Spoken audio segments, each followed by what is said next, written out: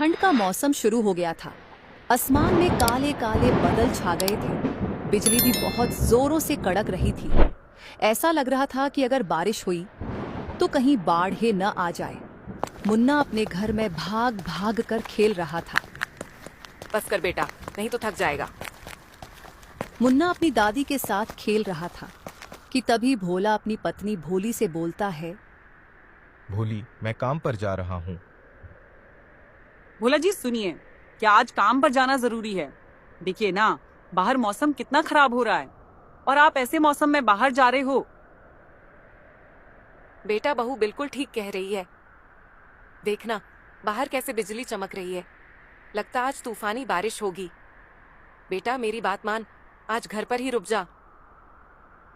माँ, मैं देख रहा हूँ मौसम बहुत खराब है, पर अगर बारिश के डर से मैं घर पर रुक जाऊंगा तो दाल रोटी का गुजारा कैसे करूंगा? बाहर जाऊंगा तो 10 पैसे ही कमा कर लाऊंगा, और अगर आज नहीं गया तो बड़ा नुकसान हो जाएगा।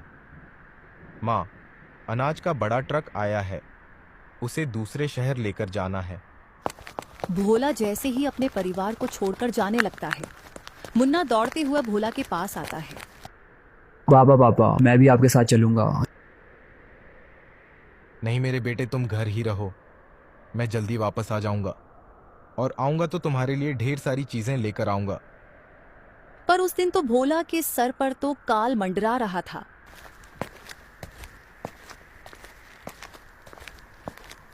पूरी रात मूसलाधार बारिश होती है, जिसकी वजह से भोला के परिवार का सोना दुर्लभ हो जाता है। उनकी छत टपकने लगती है। माँ, फर्श तो पूरा गीला हो गया है, अब हम कहाँ सोएंगे? चिंता मत करो बेटा, मैं इसे अभी सुखा दूंगी। बारिश बहुत तेज थी, इस वजह से बारिश का पानी उस गरीब की चौखट तक आ जाता है और देखते देखते उसके दरवाजे से अंदर जाने लगता है। मुन्ना को बहुत ठंड लग रही थी। मुन्ना बोलता है, माँ, बहुत ठंड लग रही है। मेरे लाल, पूरे घर में तो बारिश का पानी भर गया है। माँ जी, हम जाएंगे भी कहाँ? महंगाई इतनी ज्यादा हो गई है कि 7-8 हजार से कम का कमरा भी नहीं मिलता किराए पे। अब ये तो झुग्गी झोपड़ी जैसा ही है कमरा, जो हमको 3,000 में मिल गया, वरना इस बरसात के मौसम में हमारे सर पर छत भी नहीं होती। फिर वो दोनों सास बहू बरसात का पानी साफ करने लगती है। पानी घर से साफ करते करते उनको सुबह हो जाती है। तभी कोई जोर जोर से दरवाजा खटखटाता है। भोली बेटी, ये तो मकान मालिक की आवाज लगती है। पर ये आज सुबह सुबह क्यों इतना आफत मचा रहा है? मैं देखती हूँ जाकर। भोला की माँ जाकर दरवाजा खोलती है। बाहर छतरी लेकर शाम मकान मालिक ही खड़ा था। भोला की माँ उससे बेबस होकर डरते हुए बोलती है, अरे श्याम साहब, आप इतनी सुबह सुबह आज यहाँ पर? अरे रहने दो, इतना मक्खन मत लगाओ। अब इन सबसे दाल नहीं गलने वाली तुम्हारी। चलो निकल जाओ, अब मेरे घर से अपने बच्चे बहू को लेकर समझ आई। पर श्याम साहब, हुआ क्या है? ऐसे अचानक कैसे घर खाली कर दें हम? तुम खुद देखो किधर जाएंगे ऐसे मौसम में हम सब। और श्याम साहब, मेरे पति तो टाइम से किराया दे देते हैं हर महीने। इस बार भी आपको समय से किराया मिल जाएगा। अरे ओ पति की पत्नी, शायद तुमको खबर नहीं मिली है। लगता है आज की ताजा तेरा पति तो मर गया। कल रात भर साथ में अनाज लेकर जा रहा था। कुछ लोग बता रहे थे कि अनाज ले जाने वाली गाड़ी पानी में गिर गई और पानी बहाकर ले गया उसे। और कुछ तो बोलते हैं कि उनके साथ बड़ा हादसा हो गया और सब दबकर मर गए। बेटे के मरने की खबर सुनकर भोला की माँ रोने लगती है। हाय रे यार, अब ये क्या हो गया?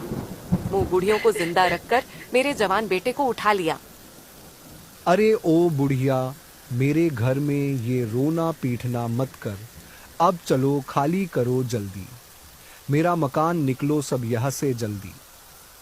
ये सब देखकर भोली मकान मालिक से बोलती है, नहीं श्याम साहब, ऐसा मत करो। कुछ तो तरस खाओ हम गरीबों पर। मैं अकेली औरत इस मौसम में अपने मासूम बच्चे और माँ को लेकर कहाँ जाऊंगी?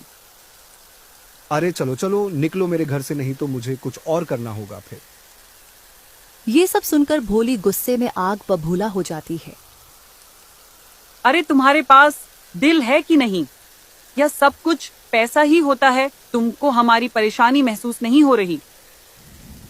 ये सब सुनकर मकान मालिक गुस्से से और लाल पीला हो जाता है। वो भोली और उसके बच्चे और दादी को बाहर भगा देता है। माँ, ये अंकल कितने गंदे हैं, इन्होंने हमें इतनी बारिश में घर से निकाल दिया, और ये तो हमारा घर है ना, तो ये हमको क्यों निकाल रहे हैं यहाँ से? नहीं बेटा, अब यह हमारा घर नहीं है। चलो चलते हैं यहाँ से। हालातों की मारी सास बहू और मुन्ना को साथ में लेकर बारिश में इधर उधर भटकने लगती है। बारिश में पूरी तरह भीगने के बाद सभी को ठंड लगने लगती है। तभी मुन्ना को एक समोसे वाला दिखाई देता है। मुन्ना भोली से बोलता है, माँ, मुझे बहुत भूख लगी है, प्लीज एक समोसा खिला दो ना, मैं एक समोसे से ही पेट भर लूंगा। मुन्ना बेटे, पर मेरे पास पैसे नहीं हैं। मुन्ना फिर जोर जोर से रोने लगता है। अच्छा, चुप हो जा, लाती हूँ। भोली फिर समोसे वाले के पास जाकर बोलती है, भैया जी, क्या एक समोसा मिलेगा? मेरा बेटा जिद कर रहा है। हाँ हाँ बहन जी, बिल्कुल मिलेगा। 10 रुपए का एक है। बताइए कितने लगा दूं? तो भैया जी, पैसे तो है नहीं मेरे पास। एक समोसा ऐसे ही दे देते तो बड़ा एहसान होता आपका। जब पैसे होंगे तो मैं दे जाऊं जी आपको। क्या फ्री में समोसा चाहिए तुम्हें? मैंने क्या ये लंगर लगा रखा है? चलो निकलो यहाँ से।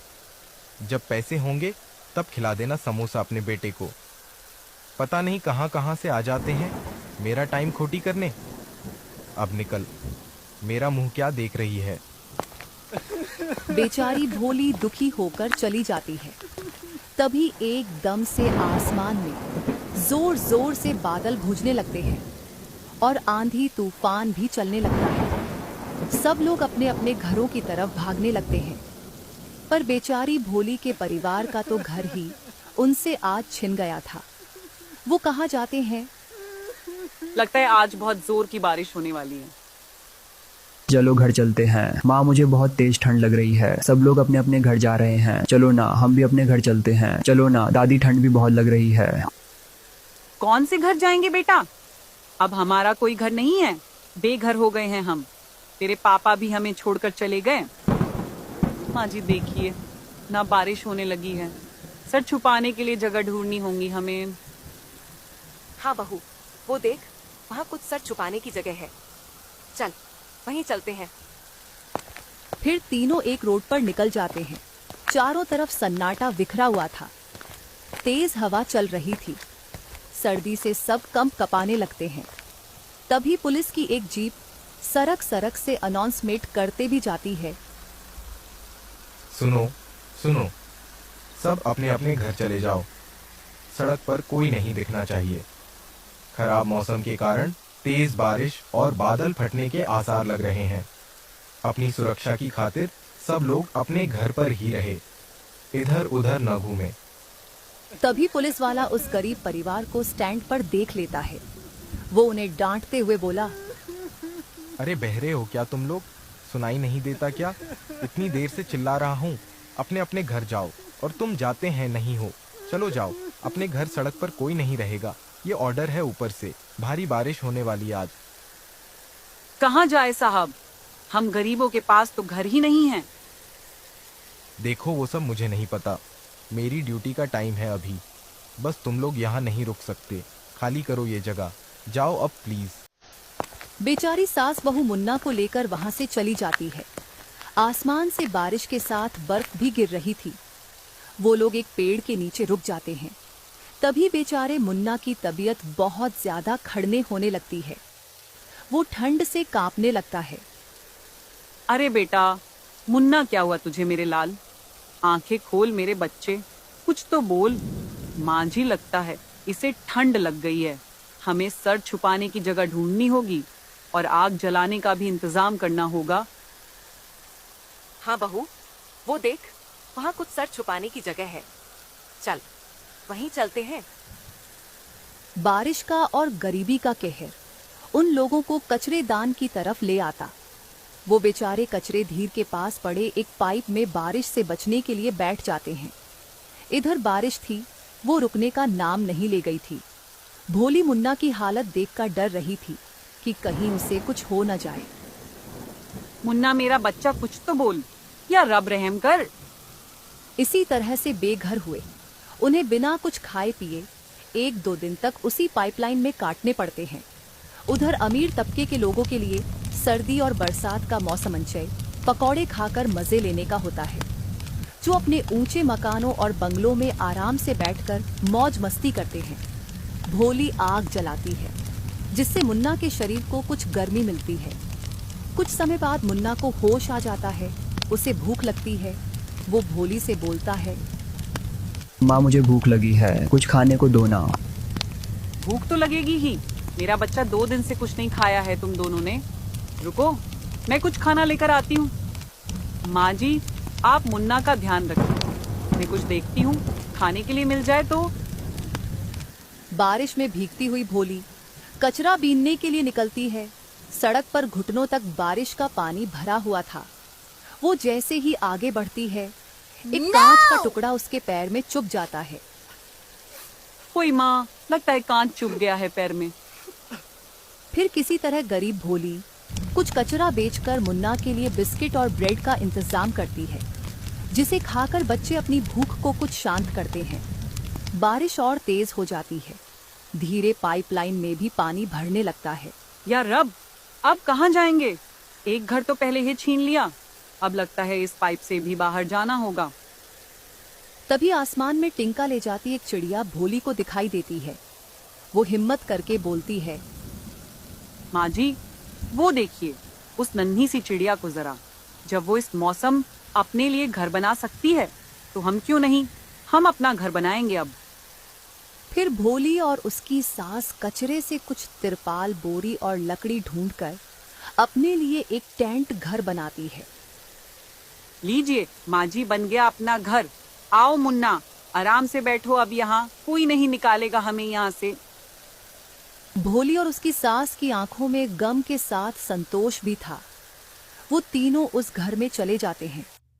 भोली और सास खूब मेहनत करके 1 साल बाद अपने लिए एक छोटा सा पक्का घर बना लेती हैं। प्यारे दोस्तों, हमें हमेशा हर परेशानी का डटकर सामना करना चाहिए और हमें कोई भी किसी भी परेशानी में मिले